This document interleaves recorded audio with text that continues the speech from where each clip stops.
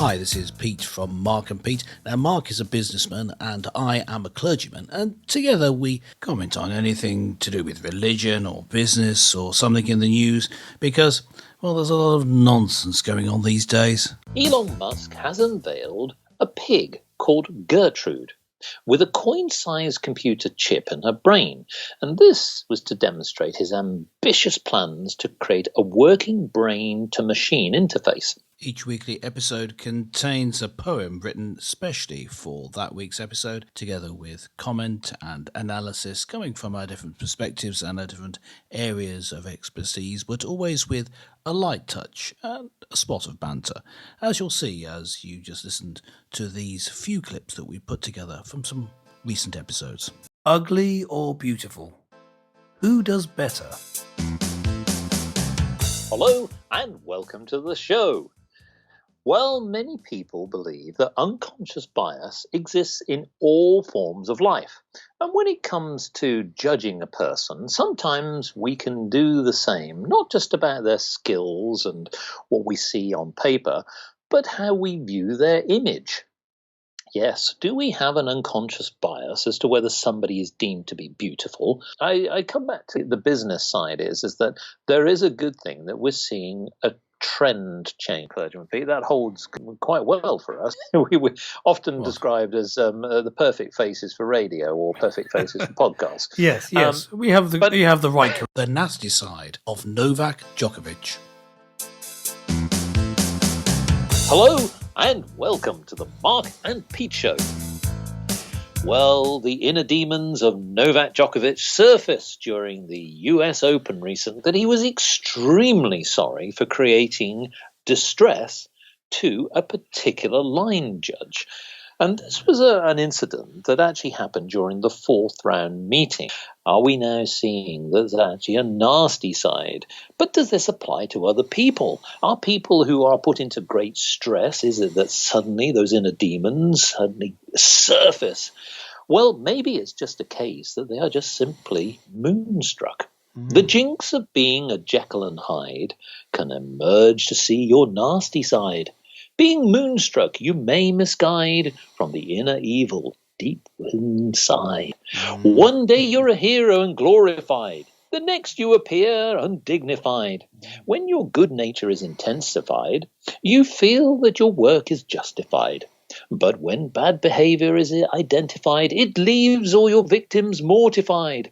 So manage your demons, or woe betide. A change of face is nowhere to hide. Clergyman Pete, putting a brave face on it doesn't necessarily hide your inner demons. Or is it just simply the case that we're all born with good and evil? Well, Novak Djokovic, of course, during his playing career, has shown this tendency to be, shall we say, rather cavalier with the ball.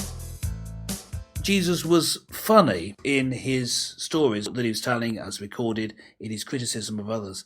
So, if he was funny like that in public, he must have been a real hoot in private, wasn't he? Well, indeed. I'm going to mention that I would have thought that whilst miracles, as I sort of alluded to at the beginning, are sort of amusing in themselves, but surely those acts in themselves must have made people not only sort of look on agog, but also have a sense with a wry sense of humour. I mean, the idea of walking on water. I know that you've tried it many a time, and it's always gone wrong. I just wait for the ice to freeze, then I'm fine. Well, indeed, yes. That's it. Parishioners mourn at solemn words that were said.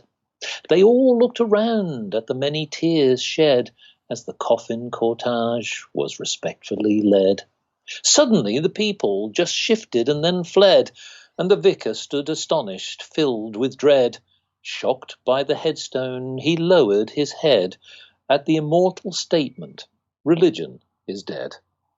Clergyman Pete, I ask you, have we closed the doors on the churches for the last time? And is religion dead, or is this now time for a major revival? Well, a major revival would be nice, but it does look, and I said this to members of my churches. I'm a vicar of 3 churches here in the northwest of England, and they have low numbers. Now, the statistic you quoted is specifically for Church of England churches. The average congregation in a Church of England church is less than 20, and that's true for one of the three churches, but it's only not much over 20 for the others. So what we're talking about is small groups of people, such that if you have a break they in attendance, then they've got to be really determined, really feel part of the church to come back. Now, that wouldn't be a problem if you're just talking about stopping the church services for a bit. In fact, if that's all that had happened, it may not have had much effect at all. But everything else stopped. We weren't meeting each other at all in the other things that we did. The point of these churches is that they live their lives together, their local churches. So we were doing things through the week together. But of course, under COVID-19 lockdown restrictions, we weren't able to do that either. We have an online service for the churches, not for each church, as I was going to say. It's one service, for the three. But that's not the same thing. It's not the same as meeting together. Gold toilet stolen. Police have nothing to go on.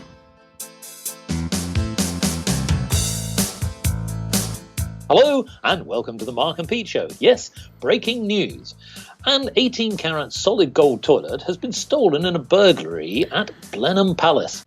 You see, if you suffer from breaking wind, don't think that you have sinned. The best old farts did not rescind. They sat proud and always grinned. Yes, Clergyman Pete, you're sitting there proud, looking flush. You got something to admit. Well, no, I haven't stolen the toilet, if that's what you're thinking. But I do think it's quite amusing. Strange whiff that we see of the remodelling and the restructure of the BBC. Scale it back a bit, and that's not to compromise in any way its standards or the quality of the shows. In fact, I think actually it would improve it because it would get rid of some of the the dross that we've sort of intimated in terms of perhaps some hefty star fees that perhaps shouldn't be there, and that money could be put into something which I think would be much more purposeful. Well, listeners, what do you think? Do you feel that actually this is the right thing to do? And maybe that is the model that works, and people should be paying a fee, a license fee, if they want to use a service.